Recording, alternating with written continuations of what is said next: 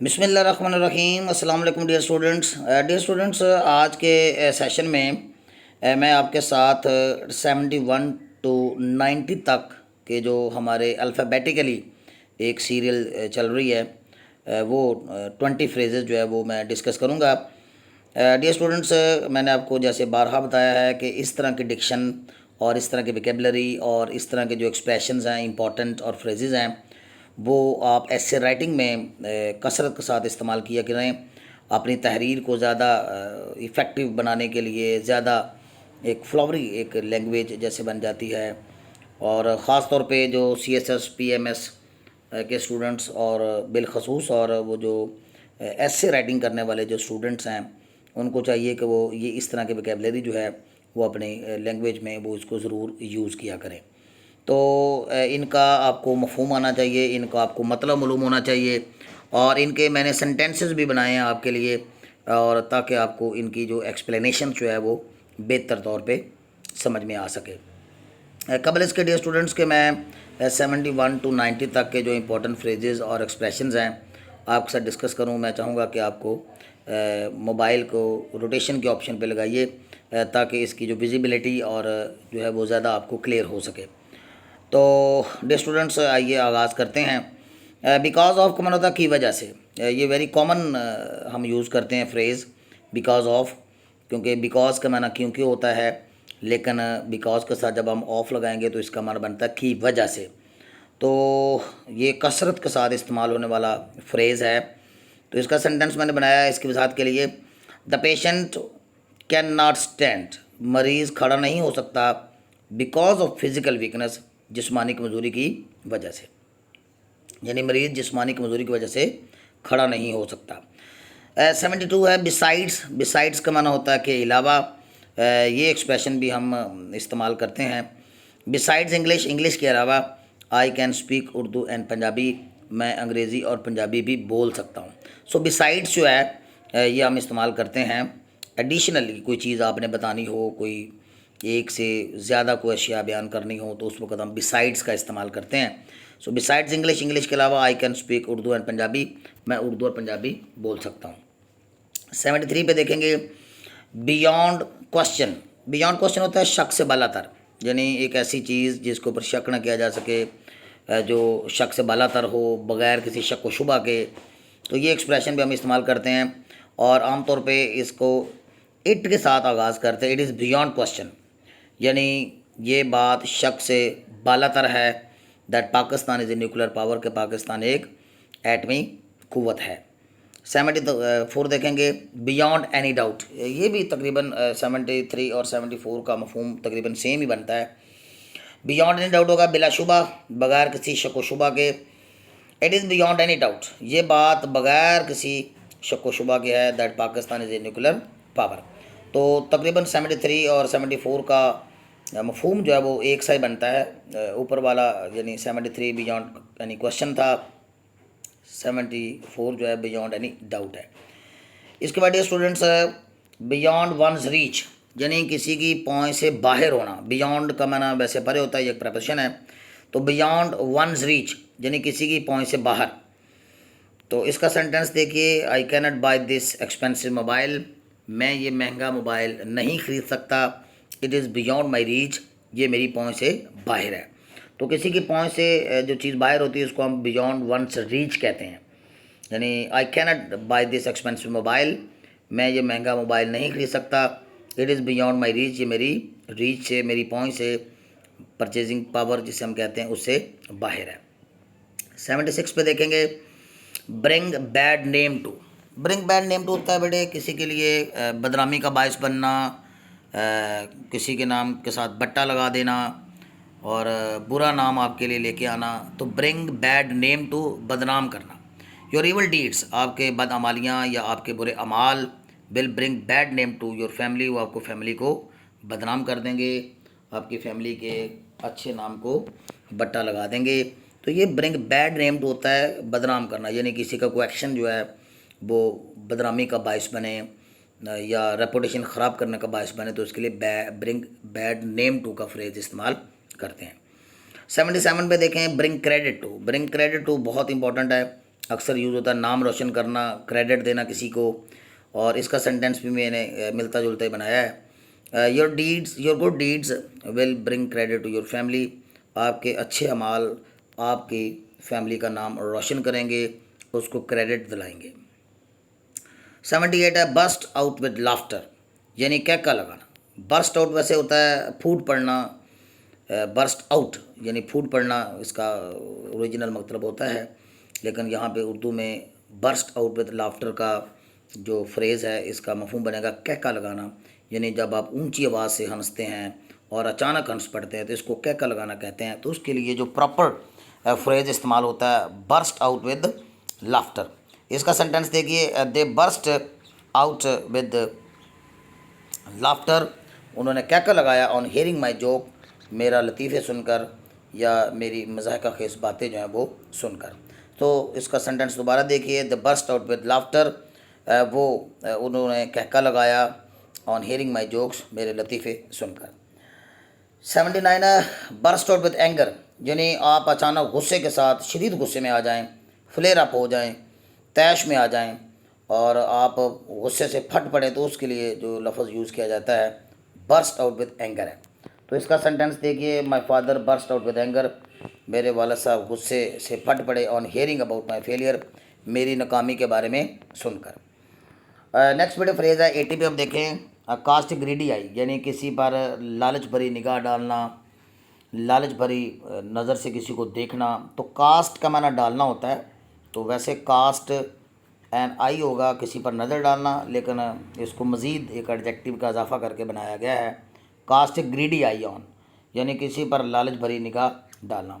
इसका सेंटेंस देखिए, the wolf cast greedy eye on the lamb, यानी भेड़िए ने मेमने पर, भेड़ का जो बच्चा है उसको हम लैम्प कहते हैं, उस पर लालच भरी निगाह डाली। या इसका सेंटेंस देखिए, do not cast greedy eye on my wealth, यानी मेरी दौलत पर लालच भरी निगाह मत डालो।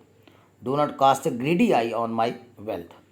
तो नेक्स्ट डियर स्टूडेंट्स पेज पे देखेंगे 81 है चाकोटे प्लान, यानी प्लान बनाना या चाकोटे स्कीम, कोई स्कीम बनाना। तो वैसे तो खाली प्लान भी होता है, मनसूबा बनाना इसमें भी यूज़ होता है, लेकिन ज़रा तहरीर को ज़्यादा फ्लावरी करने के लिए और इफ़ेक्टिव करने के लिए और उसको ज़रा एक स्कॉलरली टच देने के लिए हम इस तरह की जो फ्रेजेज़ हैं वो अगर हम इस्तेमाल करेंगे तो वो ज़्यादा इफ़ेक्टिव होते हैं। तो चाक आउट ए प्लान या चाक आउट ए प्रोग्राम या चाक आउट ए स्कीम, इन सब का माना स्कीम बनाना, मनसूबा बनाना होता है। चाक आउट के साथ हम इसको बनाते हैं।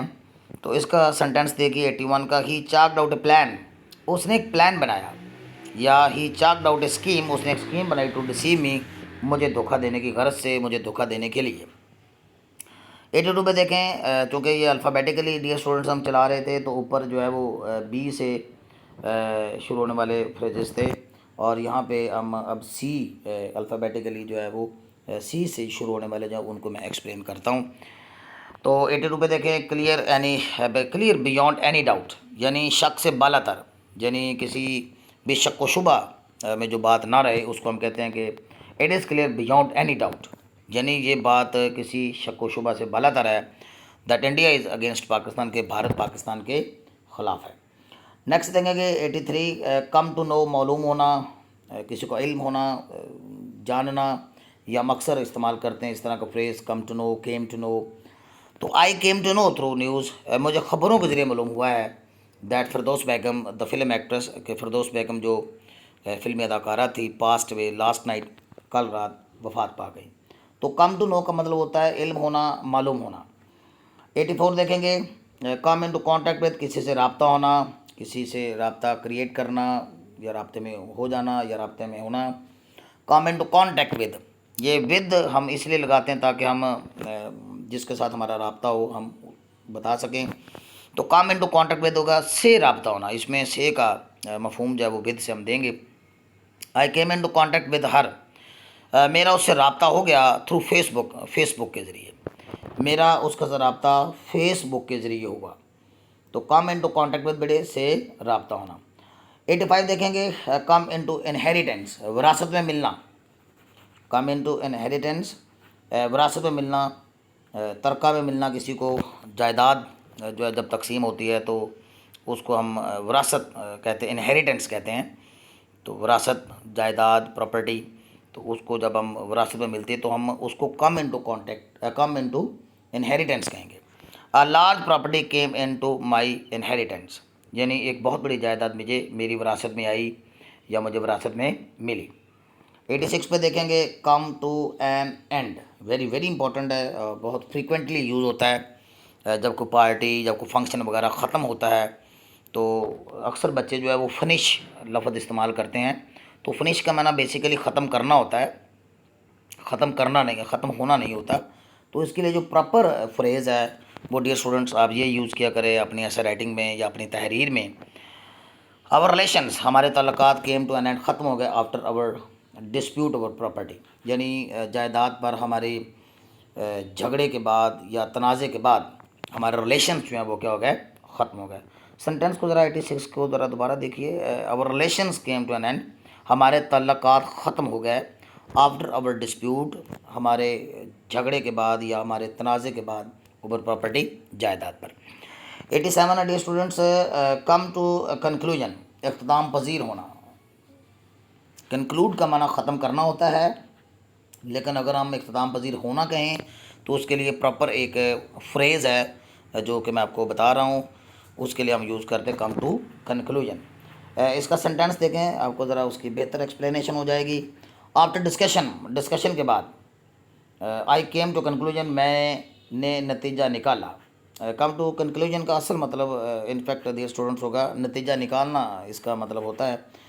वैसे तो कम टू कंक्लूजन का माना इख्तिताम पजीर होना भी है, लेकिन यहाँ पे कम टू कंक्लूजन का मतलब होगा नतीजा निकालना। ये इसका मीनिंग आप वजाहत ज़रा बेहतर तौर पे ज़रा कर लीजिए। कम टू कंक्लूजन होगा नतीजा निकालना। सो आई केम टू कंक्लूजन का ये चूँकि पास्ट है, सेकंड फॉर्म यूज़ किया गया है, तो इसका मतलब होगा मैंने नतीजा निकाला। That she was in the wrong, के वो गलत है। सेंटेंस ज़रा दोबारा देखिए 87 का। आफ्टर डिस्कशन के बाद आई केम टू कंक्लूजन, मैंने नतीजा निकाला that she was in the wrong, के वो गलत थी।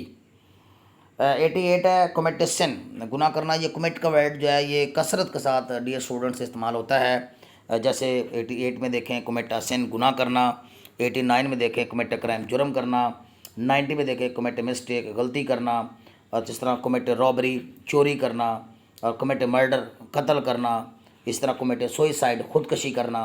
तो ये जो कमिट है असल में यहाँ ये करना के सेंस में यहाँ पे यूज़ होता है, और इसके साथ जो है वो आप प्रॉपर कोई जो सिन है या क्राइम है या मिस्टेक है वो उसका एडिशन करते हैं। तो 88 को देखिए, कमिट अ सिन, इसका मफहूम होगा गुनाह करना। I have committed many since in my life, मैंने अपनी ज़िंदगी में बहुत से गुनाह किए हैं। तो गुनाह करना वैसे सिन भी होता है गुनाह करना, लेकिन कमिट अ सिन का मतलब होगा ये भी गुनाह करना ही होगा, लेकिन इस सूरत में हम इस पोजीशन में आ जाते हैं कि हम साथ कोई सिन के साथ एडजेक्टिव वगैरह लगाना चाहें तो हमारे लिए फिर वो ज़्यादा आसानी होती है। खाली गुनाह करना हो तो हम सिन कहते हैं, लेकिन अगर हम ज़्यादा या थोड़े या कम या बड़ा गुनाह या छोटा गुनाह साथ बताना चाहेंगे तो फिर हमें इस तरह का फिर फ्रेज़ तरतीब देना पड़ता है, जिसके लिए फिर हम कमिट का लफ्ज़ इस्तेमाल करते हैं। कमिट अ सिन, गुनाह करना। तो इसका सेंटेंस देखिए 88 का, I have committed many since in my life, मैंने अपनी ज़िंदगी में बहुत से गुनाह किए हैं। 89 देखिए कमिट अ क्राइम, जुर्म करना। इसका सेंटेंस मैंने बनाया, this criminal has committed many crimes, इस मुजरम ने बहुत से जुर्म किए हैं या ये मुजरम बहुत से जुर्म कर चुका है। 90 में देखेंगे कमिट अ मिस्टेक, गलती करना। ही कमिटेड अ बिग मिस्टेक, उसने एक बड़ी गलती की। ही कमिटेड अ बिग मिस्टेक, एक बड़ी गलती की। डियर स्टूडेंट्स 90 तक मैंने ये डिस्कस किए हैं क्योंकि ये हमारे अल्फ़ाबेटिकली चल रहे हैं। तो आगे कमिट से रिलेटेड कोई और भी फ्रेजेस होंगे जो मैं इंशाल्लाह नेक्स्ट सेशन नंबर 9 में इंशाल्लाह डिस्कस करूँगा। डियर स्टूडेंट्स इससे पहले कि मैं 8 सेशन जो मैंने ये आपके लिए ये तरतीब दे चुका हूँ, तो जो पहले 7 सेशंस थे उसमें मैं 10 फ्रेजेस और एक्सप्रेशंस जो है वो आमतौर पे मैं डिस्कस करता था, लेकिन स्टूडेंट्स जो हैं वो उनके कुछ रिक्वेस्ट आई है कि आप सर एक वीडियो में 20 के करीब जो है वो फ्रेजेस जो है वो डिस्कस किया करें, हम एक ही सिटिंग में जो है वो उसको अच्छी तरह समझ सकें। सो होपफुली डियर स्टूडेंट्स के ये डिक्शन, ये वोकेबलरी, ये इंपॉर्टेंट फ्रेजेस और एक्सप्रेशंस जो आपको मैं सिखा रहा हूँ, उनको एक्सप्लेन कर रहा हूँ। आप अच्छी तहरीर लिखते हुए, कंपोजिशन का कोई भी काम करते हुए, चाहे वो ऐसे राइटिंग हो, चाहे वो स्टोरी राइटिंग हो, और चाहे वो आप क्वेश्चन वगैरह का आंसर जो है वो आप अंग्रेज़ी में लिख रहे हों, तो आप इन एक्सप्रेशंस को और इन फ्रेजेस को आप यूज़ किया करें अपनी, बल्कि रोज़मर्रा की जो लैंग्वेज है आप उसमें भी इसको इस्तेमाल किया करें। दोस्तों को व्हाट्सअप मैसेज जब आप कर रहे होते हैं, राइट डाउन कर रहे होते हैं, तो उस वक्त भी इस तरह के वोकेबलरी को आप यूज़ करें। इससे जो है वो इफ़ेक्टिवनेस जो है वो एक तहरीर में आ जाती है और एक फ्लावरी सी लैंग्वेज बन जाती है, और मुम्तहिन यानी इम्तिहान लेने वाले या जो आपके जिनसे आप मुखातब होते हैं उनके ऊपर इसका अच्छा तासर भी जाता है। सो होपफुली डियर स्टूडेंट्स के ये जितने भी फ्रेजेस और एक्सप्रेशंस हैं ये आपके लिए फ़ायदा मंद साबित होंगे। डियर स्टूडेंट्स के साथ ही हमारी आज की वीडियो इख्तिताम पज़ीर होती है। अल्लाह हाफिज़।